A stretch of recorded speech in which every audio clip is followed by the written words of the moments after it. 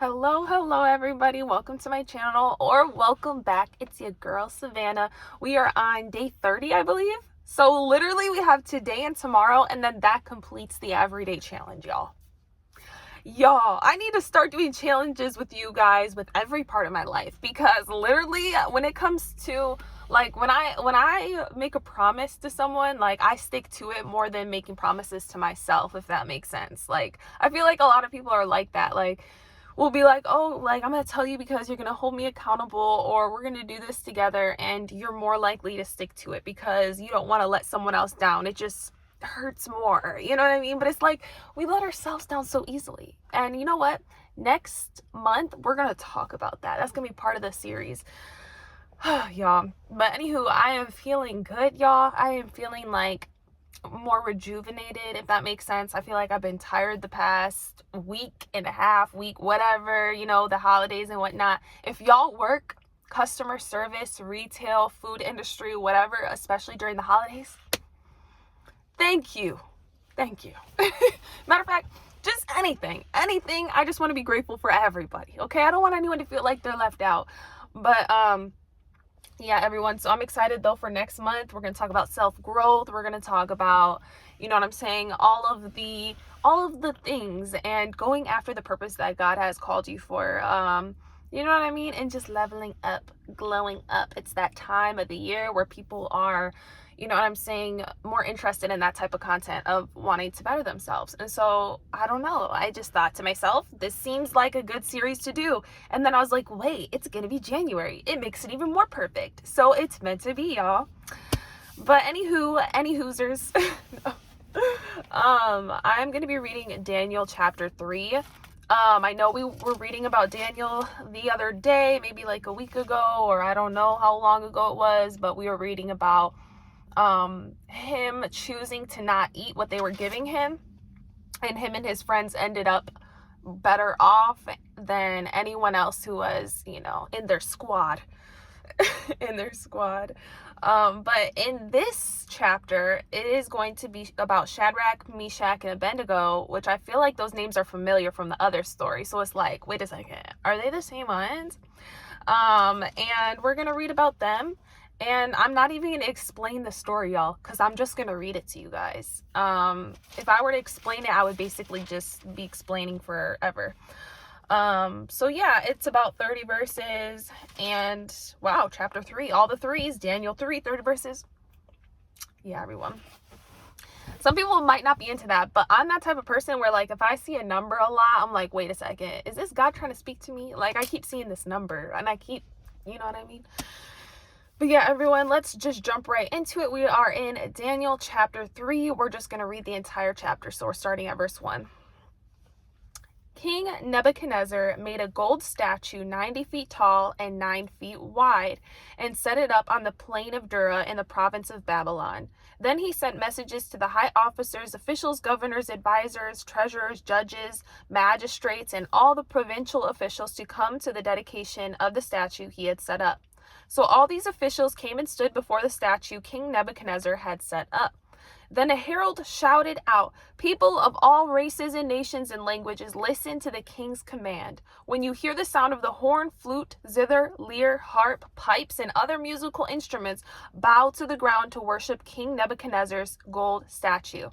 Anyone who refuses to obey will immediately be thrown into a burning or blazing furnace."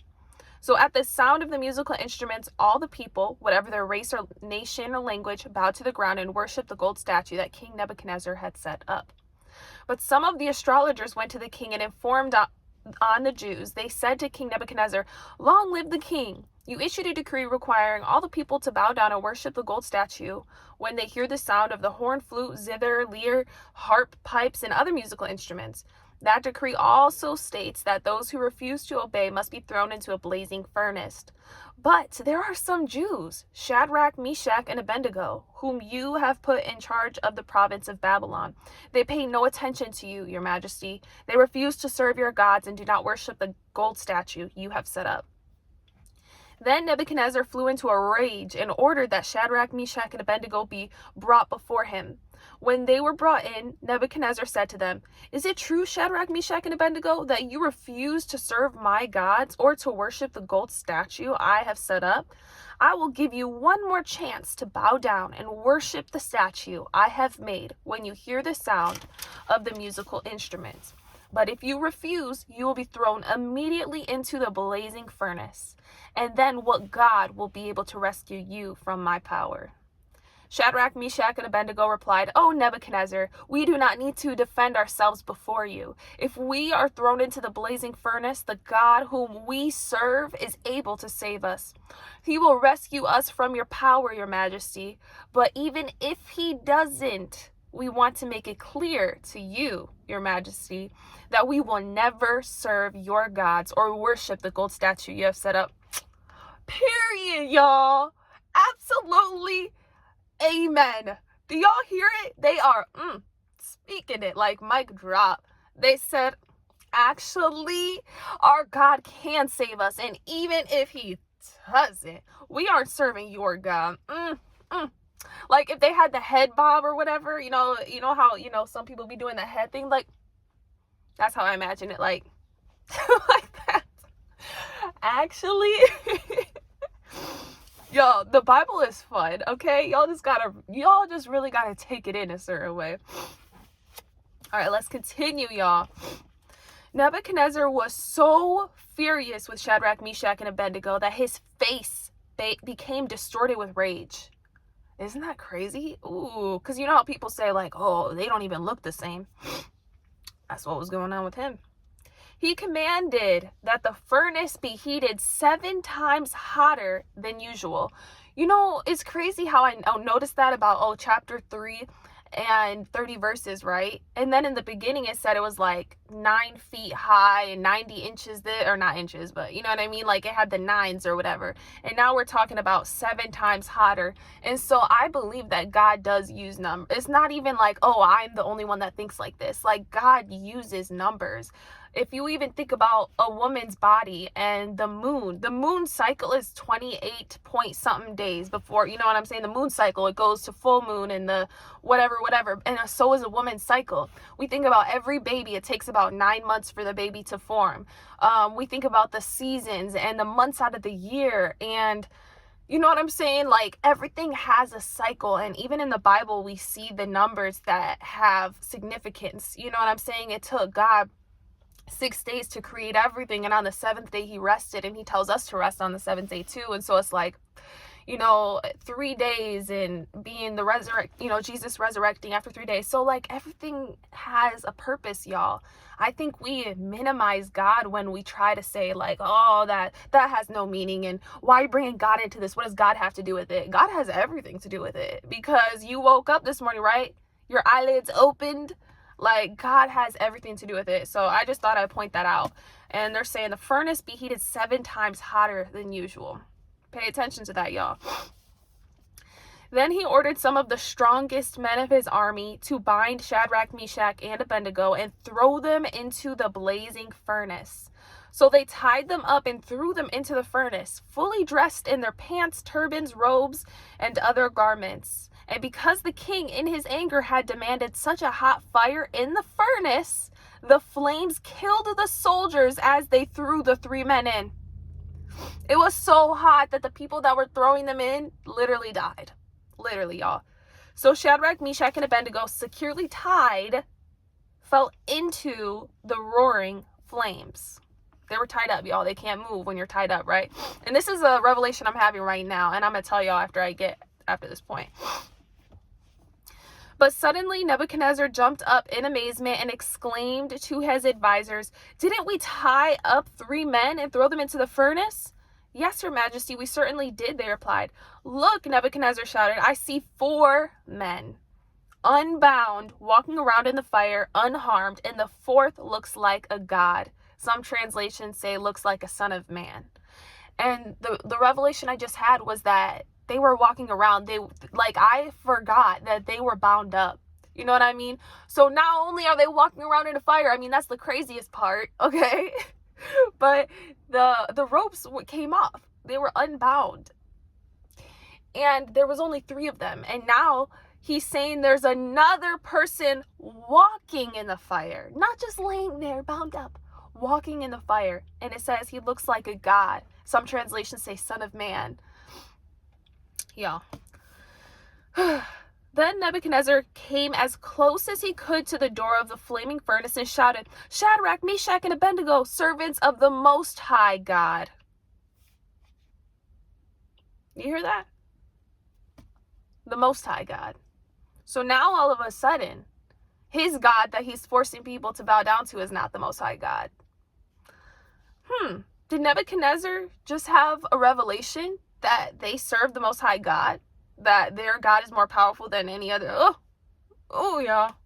Did Shadrach, Meshach, and Abednego's obedience just cause the king, who was just full of rage and murder, to change his mind? It did take a lot to do that, but man. Shouted, "Shadrach, Meshach, and Abednego, servants of the Most High God, come out, come here." So Shadrach, Meshach, and Abednego stepped out of the fire. Then the high officers, officials, governors, and advisors, that's a lot of people, crowded around them and saw that the fire had not touched them. Not a hair on their heads was singed, and their clothing was not scorched. They didn't even smell like smoke. Yes, I know this verse, y'all. They didn't even smell like smoke. They didn't even smell like it, y'all. And you see how there's a lot of people surrounded around them? That's another revelation I'm having, because I know this story. But this is what happens when you read, and study over and over again. You have new revelations. But they had a lot of people surrounding them, and not just anybody, y'all. Not just random people from the city. Officials, governors, advisors. And remember all those people I was listing off earlier too? All those people, those are leaders. And what do we know about leaders, right? That if you get a leader, you get all the people that follow them. That's why God tends to go after God. That's why the devil tends to go after leaders. Why? Because it's less work for the devil to go after a leader. It's less work. He doesn't want to sit here and go after follower after follower after follower after this person. He'd rather go to the leaders, because he knows if he gets a leader of that group, he has that entire group. If there's a leader of 1,000 people, the devil's not going to go after each individual 1,000th person. He's going to go after the leader. Why? Because if he has the leader, he has that group of 1,000 people. Because they know if that leader is doing something crazy, those people are going to follow that leader. So to those of you who are watching, you might not even think that people are following you, but you have people in your workplace, your family, whatever you want to call it, they are following you, whether even they know it or not. It could be happening subconsciously. So whatever you're doing, you know what I'm saying? Especially if you're around kids. Kids follow. Kids will do whatever you do, y'all. So it is so important. You know what I'm saying? And so, yes, it's important that I mention that these people are leaders and they have power in this city or whatever. We got the governors. They make decisions. So for them to see who the Most High God is, now they can have their minds changed as well. So let's continue on. Then Nebuchadnezzar said, "Praise to the God of Shadrach, Meshach, and Abednego. He sent his angel to rescue his servants who trusted in him. They defied the king's command and were willing to die rather than serve or worship any god except their own God." Oh, that sentence hit. They were willing to die rather than serve any or worship any god except their own God. Ooh-wee, y'all. Ooh-wee. "Therefore, I make this decree. If any people, whatever their race or nation or language, speak a word against the God of Shadrach, Meshach, and Abednego, they will be torn limb from limb, and their houses will be turned into heaps of rubble. There is no other God who can rescue like this." Then the king promoted Shadrach, Meshach, and Abednego to even higher positions in the province of Babylon. Wow, they just leveled up, y'all. Shadrach, Meshach, and Abednego just had a glow up season. And that's funny that I say that, because like glow up, like a fire glowing. Y'all get it. But y'all, this story is wild. I'm looking at the clock. It's about to be like 15 minutes in. So hopefully if y'all made it this far, oh my goodness, y'all, This story has so many analogies, metaphors, meanings, whatever you want to call it. It could mean so many things for you. It could mean, not bowing to other gods. It could be, you know what I'm saying, you literally going through things and showing that whatever you just went through, and you don't smell like smoke, you don't look like what you've been through, you don't smell like what you've been through, you've been through the refining fire, and God has transformed you, literally leveled you up. Oh my goodness, y'all. The amount of, you know what I'm saying, things that you could learn out of this specific story alone. So that's why I decided to read it to you guys, because there's so much in it. You know what I'm saying?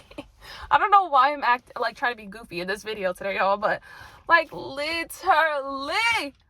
literally, guys, I don't even know if y'all made it to the end of if you guys are watching this part, comment like a fire emoji or something like that, because I want to know how many of y'all made it to this point, and let me know how you are receiving this. Did y'all have any specific revelations personally that I didn't list off, or did you have a similar revelation that I already mentioned?